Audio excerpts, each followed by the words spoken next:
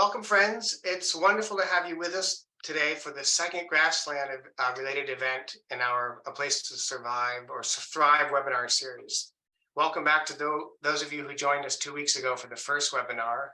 It's always a pleasure to gather with Legacy Club members, Last Great Places Society members, nature's guardians, conservation partners, and other supporters of the Nature Conservancy. And we appreciate you making the time to be with us now. Today, we're going to dig into land stewardship strategies and stories rooted in the Gran Chaco region of Argentina and the Flint Hills of Kansas and Oklahoma. TNC has many grasslands-related projects ongoing across the globe, but for today's webinar, we are going to focus on the connection between these specific grasslands in North and South America.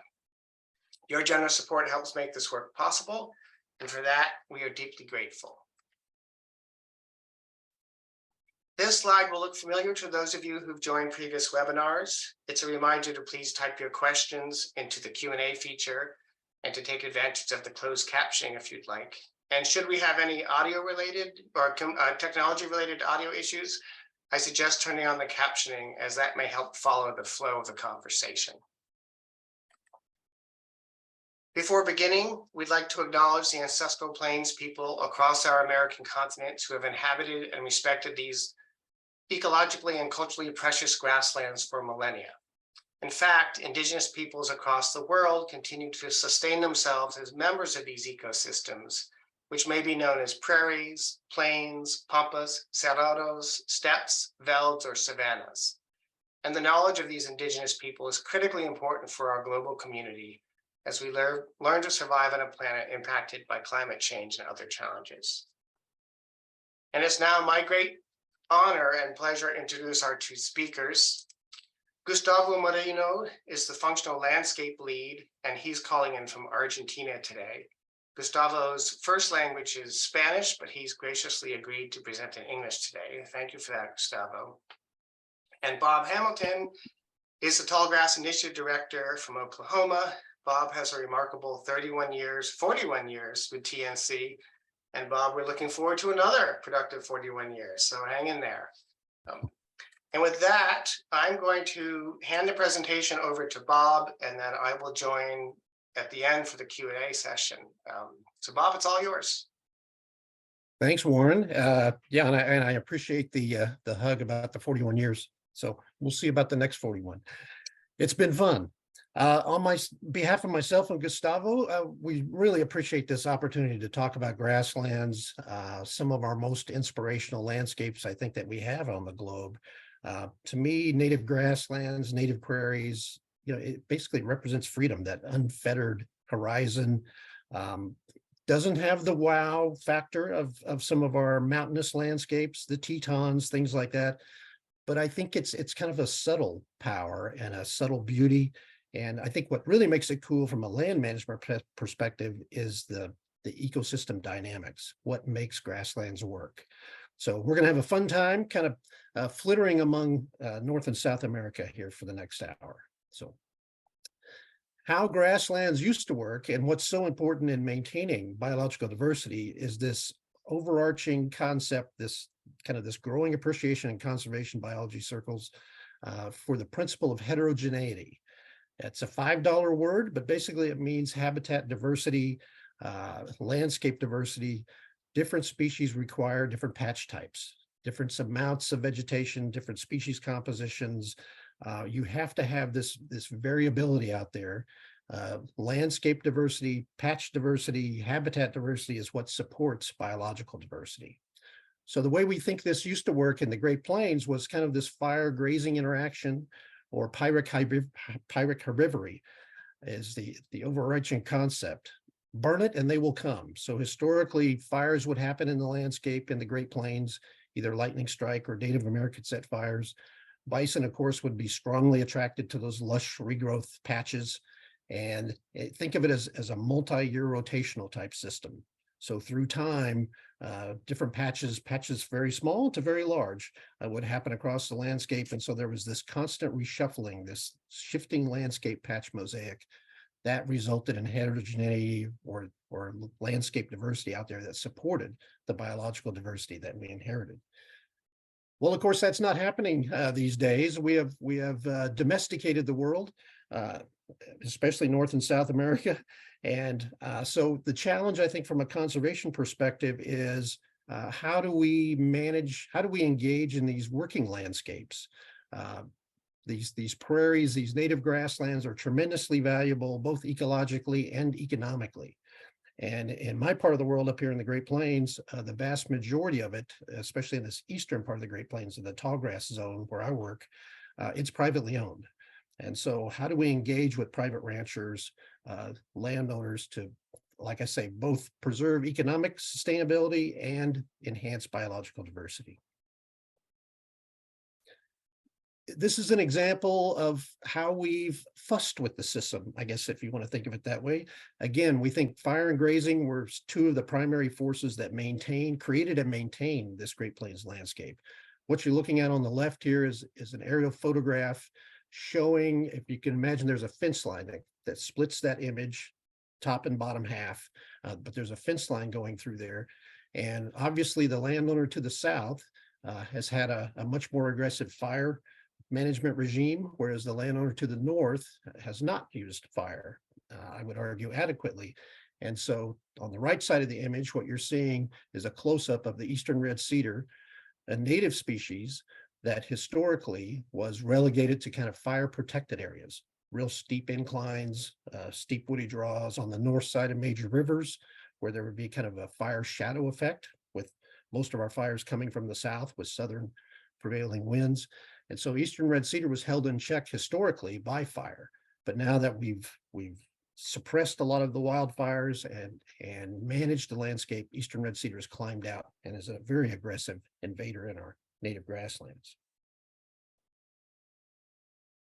We also need to, another challenge is how do we manage for heterogeneity in our native grasslands, where so much of agriculture, so much of our grazing systems that have been developed, especially since the Dust Bowl days, have been focused on preserving uniformity and sustainability of production. And so our breeding birds are showing us, these are our grassland, obligate grassland breeding birds in my part of the world here in the tallgrass region. And looking across the bottom of this diagram, what you're looking at is time sense focal grazing, kind of that focal disturbance regime, grazing and fire together. And on the far left, of course, is the short grass. That would represent a patch that's been recently burned and then has intensive herbivory, resulting in very short vegetation. And on the far right would represent a patch out there on the landscape that's several years since focal disturbance. Biomass is built back up, very different patch types, and then there's patch types all in between. The take-home message here is that different species require different habitat types. This is wildlife management 101. And so if you want this complete array of biological diversity, this complete array of our native grassland birds, you as a land manager are challenged to maintain these different patch types at all times. This also applies, this concept of heterogeneity also applies in the wintertime. Our grassland birds likewise require very different patch types. So again, if you want this complete array of biological diversity, even in the wintertime, you need to have all these different patch types out there on the landscape. So those are kind of some of the overriding, I guess, conservation biology principles that we'll be kind of kicking around how we're managing grazing and fire in both North and South America, the examples you're here about today. And so I'm going to pass it back over to Gustavo, and he's going to take us down south. Well, thank Bob, thank Warren. It's my pleasure to share the Legacy Club webinar with you today and all these people to talk about our work here in Argentina.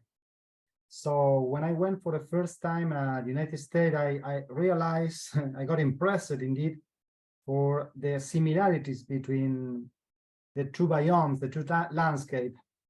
The same kind of species, but also the same ecology of the habitat. So plains and the pampas had a lot of things to connect themselves. And I used to say that there is something in the grassland, a feeling that remind me about the compromise of Argentinians with the freedom. I guess maybe it means the same for you Americans. So the evolution of the both biomes are also quite similar. For instance, a pretty common and abundant species here in the grassland of the Chaco, a savanna indeed, is known as the espartillo. The espartillo used to grow in the sea coast all over the world, but it grows in the interior of the continent in the Chaco, in this part of the world. So it's the Chaco region, at least in where the espartillo grow up, is known as a flat area that we call bajos submeridionales, the submeridian lowlands. And this species is well adapted to grow in salty condition, you know. It has a sort of salty glands to evacuate the salt in the water. So it has an amazing adaptive condition to survive in salty conditions. So this tells us about the history of the grassland, because long time ago, there was an interior sea in this part of the Chaco. Something that I realized also happened in the plains, as we can know because the presence of limestone, for instance, in the Flint Hills. Go ahead, Warren, thank you. The connection between the two biomes is still working, you know. Let me tell you that our American grassland are truly important, probably you know that, for the life cycle of many migratory species that are present in both extremes of the continent. Many birds, amazing birds, every year follow the route that connect the plain with the pampas. For instance, since December, looking for grasshoppers, you'll see the swans and hawk in our grazing lands here, or in April, you can watch flock of thousands of bobolink singing to celebrate the time to come back to the plains for the matching season. So that's amazing to me. Also, the yellow cuckoo is also present here in our forest in the Chaco. It's amazing to think in the way they follow every year this road to visit our grassland, you know. So please, Warren, go ahead. So grassland or savannas, indeed for the Chaco region, provide us a great opportunity to work as a species, you know. One of the creatures that we with the greatest responsibility to the planet, and a TNC as an NGO has the chance to make a difference.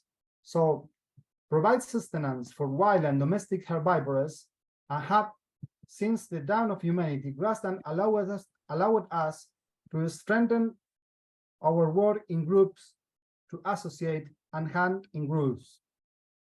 And today, in the search for foodscape, for instance, with the generative properties, as in our case here in the Gran Chaco Foodscape Initiative, we're also hunting for strategies, information, and collaboration, something so deeply rooted in our humanity. You will see here different kinds of herbivores, and some also an important bird, the rhea, which is an important species also from the savannas in the Chaco. This scenery that we are working on with ranchers, for instance, trying to develop a regenerative livestock production here in the Chaco. You know, Chaco is not just forest, as you can see in this picture. It's also about wetlands, and it's also about grassland. So the next one, please, Warren. Thanks to ecological modeling, we know where grassland can be restored in Chaco. This research, for instance, conducted in areas now entirely covered by bushes and trees, show the degradation of the grassland habitat in the region.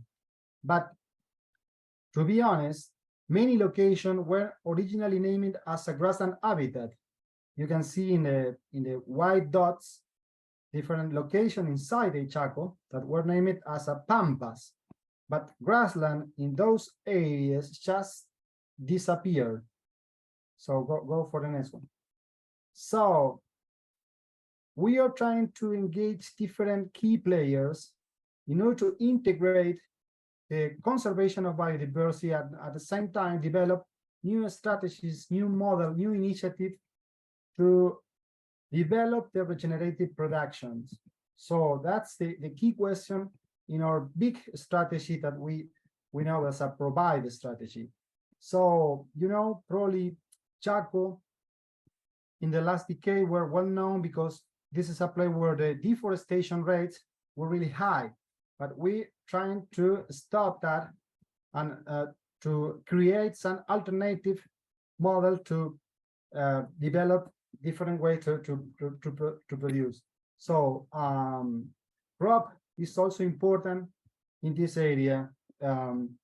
So people for sure is a key element. Jose Quiroz here, a gaucho from the submeridional lowlands, is a local people living inside the submeridional lowland, Bajos Submeridionales, a 7 million acres of massive grassland, probably the last refuge for the main grassland habitat inside Chaco. He represented people that have to face realities on the grassland.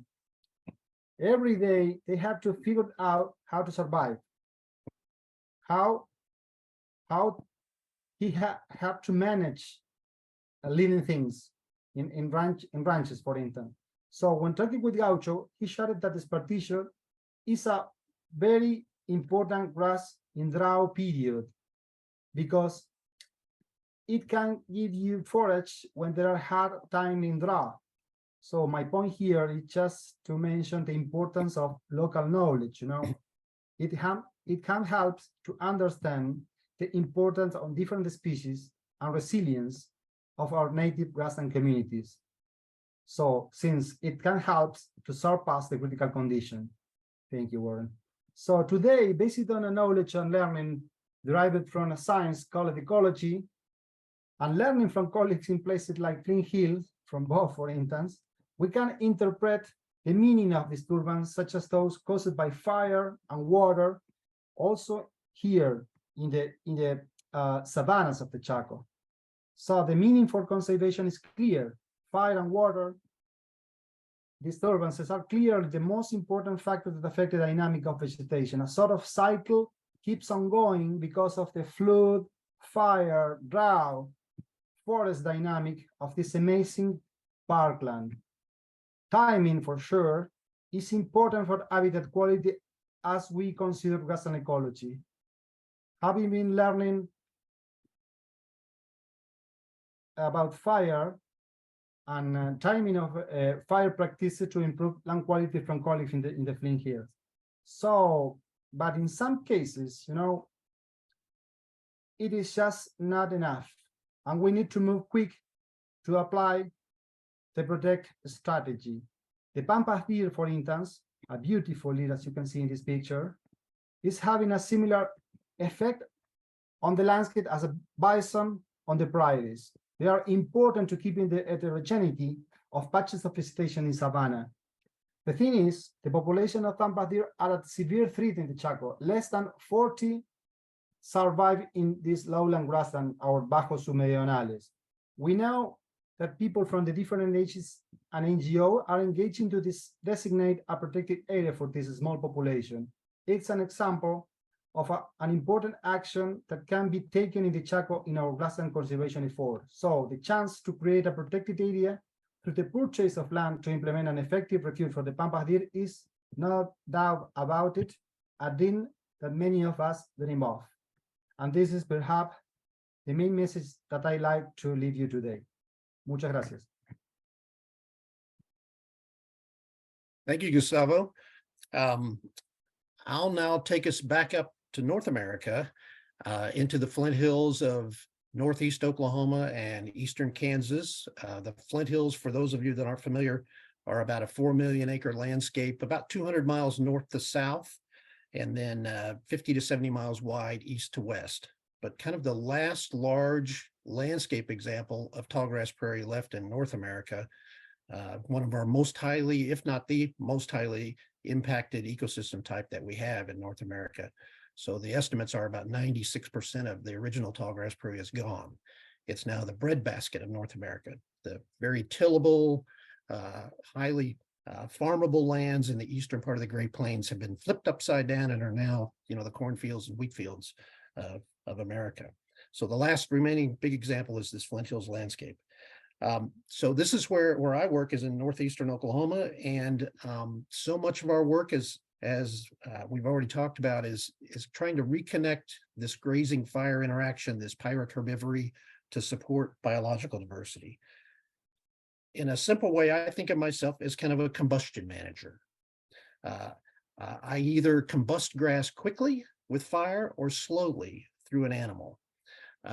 Quickly, that means prescribed fire. So we have a very active prescribed fire program. Here in the Flint Hills, there is a strong, long-term fire culture. Fire never left the Flint Hills.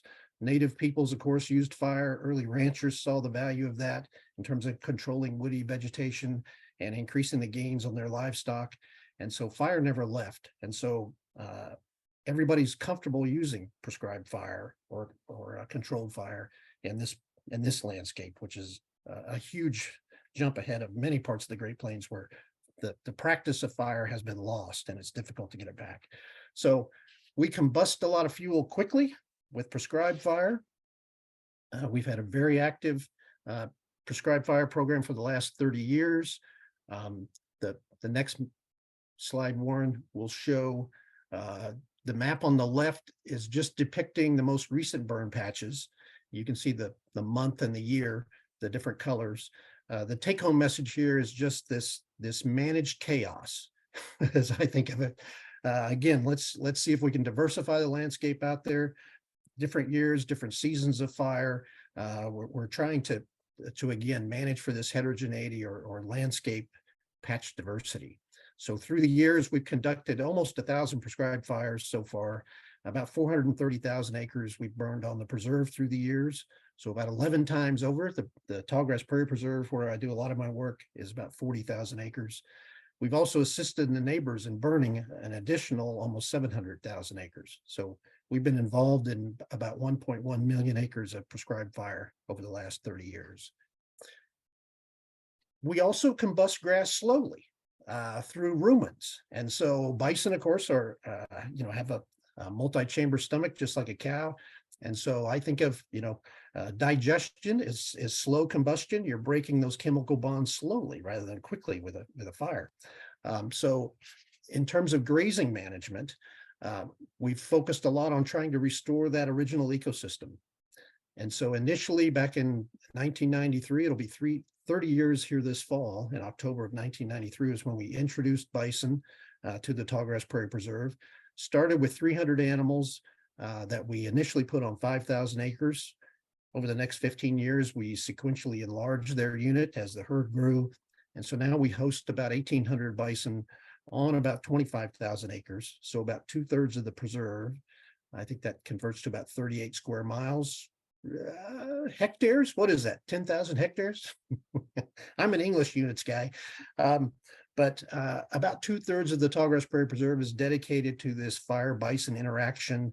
Let's see how far we can go and restarting and approximating that original fire grazing disturbance regime. And as you might expect, burn it and they will come. That's what these animals are showing here. If you're a grazing animal, it's all about forage quality. You don't have to tell the bison where to go. You burn a patch, that lush regrowth, boy, they are on it. And a lot of times they're on it before we can really even perceive the greenness of it. So that lush regrowth is highly palatable, highly nutritious. They are drawn to that. This is candy on the landscape for these guys. In contrast to that old grass you see in the distance in the far right part of this image. That's several years, 1, 2, 3 years old, standing dead grass, basically has a nutritional quality of pencils or a 2x4. So it's, this is a no-brainer for a grazing animal. This is a global phenomenon, this fire grazing interaction, this pirate herbivory. Burn it and they will come. That applies to giraffes, that applies to wildebeest, that applies to hippos even In Africa, it applies to kangaroos. Any grazing animal is drawn to forage, high quality forage. Even grasshoppers. If you want to find the highest density of grasshoppers in our native tallgrass prairie, go to a fresh burn patch, burn it, and the grasshoppers come. So this is working real well for us, this kind of fire grazing interaction. All the research seems to be pointing, we've had several hundred scientific publications come out through the years on this, seems to be showing that this, again, recoupling fire and grazing, this pyrrhic herbivory is working well for meeting our organizational goals of preserving biological diversity. We're creating and maintaining this shifting landscape patch mosaic. Pretty cool stuff. That's all well and good, but we've never really thought that this fire grazing experiment is going to be highly exportable. And again, this Flint Hills landscape and much of the Great Plains is privately owned. And so this is serious livestock production country. So really, our 40,000 acres, that's pretty interesting stuff. But what really commands the rest of the 4 million acre Flint Hills is domestic livestock. So cattle really rule. So I think the conservation challenge is to figure out how we can get more biodiversity potential on the landscape through creative management of domestic livestock. And what's become so popular in this Flint Hills area is a livestock fire management regime called intensive early stocking. And so the practice typically involves burning your complete pasture every year, this time of year in March and April. So at the very end of the dormant season, right as those grasses are emerging from their winter slumber, you're burning your pasture. Typically, you burn the whole pasture every year, annual burning. You put twice the number of steers out there. In our part of the Flint Hills, they come in usually about mid-April. They leave in mid-July. So you only have about 90 to 100 days where you're trying to harvest this real high quality forage with your livestock. And that's a great system, a great way to produce cattle. The downside is from a conservation perspective, is that it's become so popular that vast tracts of the Flint Hills are burned annually and managed with this system. The result is landscape homogeneity or evenness. So just the opposite of what we hope for or what we want in terms of biological diversity management. So it's kind of lowered biodiversity potential with this evenness of use approach. So that's driven us, that got us to scratching our heads. You know, what lessons have we learned from this fire grazing experiment that we've had going on for about 30 years? And that drove us to developing a partnership with Oklahoma State University, specifically to look at how can we manage, what techniques can we develop to manage domestic livestock more creatively.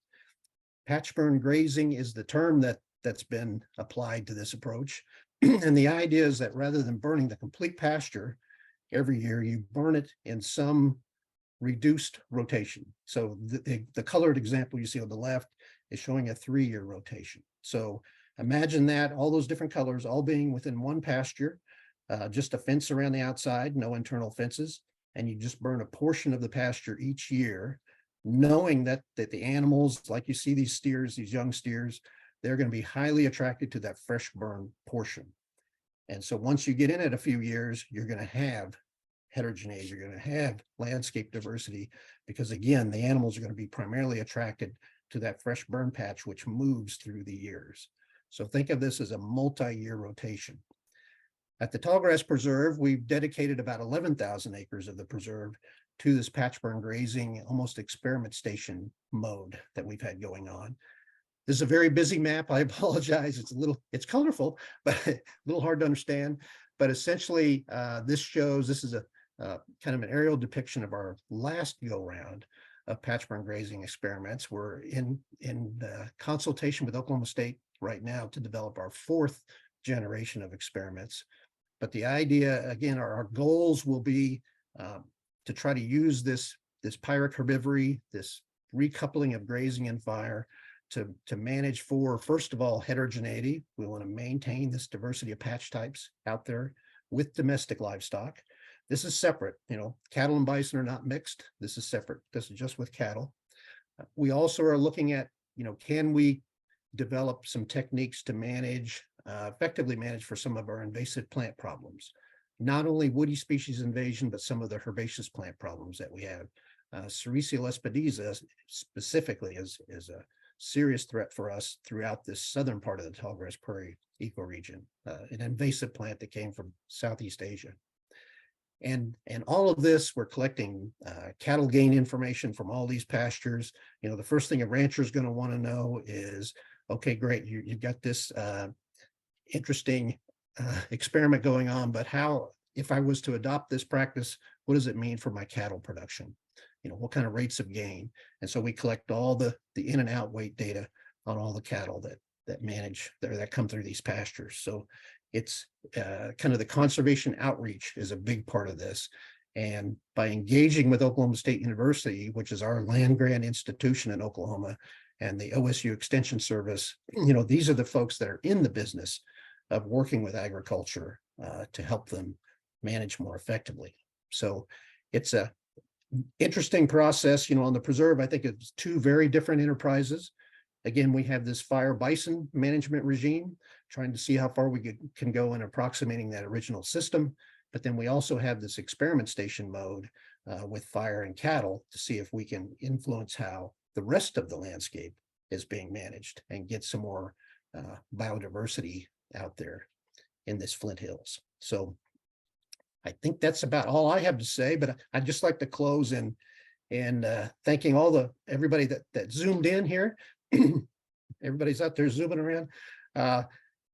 I'm so pleased that grasslands are getting a little bit of respect and interest through the years. You know, it seemed like our native grasslands have maybe been getting a little bit of short shift. I think of the late comedian Rodney Dangerfield, his tagline, you know, about how I get no respect. That was kind of the funny way of thinking about native grasslands, but I think that's starting to change. And I think we're starting to appreciate the tremendous economic and ecological values that we have in our native grasslands. So I deeply appreciate your support for what we're trying to do. Thank you. Gustavo and Bob, I want to thank you so much for your, just for your presentations, for your knowledge, for sharing your time, a huge amount of effort on your behalf to get this presentation organized. And we're hugely appreciative. And I know folks on the call are as well. And I want to thank everybody who's joined us today for being here. Your generosity and partnership in TNC's conservation work makes a world of difference. My colleague Elaine is going to post a link to a SurveyMonkey survey in the chat window, and we'd love your comments about how we can continue to improve these online events. We're also always interested to learn more about topics that you are particularly interested in. So there's a question about that on the survey, and we'd love to have your input as to what you'd like to learn more about. Also, my colleague John's going to post a quick pop-up poll, and there will be a recording of this link made available in a couple of weeks, and that will be found at the site that Elaine's going to post in chat. And likewise, if you have additional questions you'd like follow up on, our email address is going to be put in chat as well. And again, from the bottom of my heart, I want to thank you so much for joining us today. We love doing this with you, and we'll be doing more of this. So look for an invitation for webinars sometime this fall. And I know, our presenters are going to sign off shortly, but we'll leave the webinar running for a little bit just so you can look in the chat window and make sure you have a chance to follow links. And other than that, I'll say thank you and I hope you enjoy the rest of your day.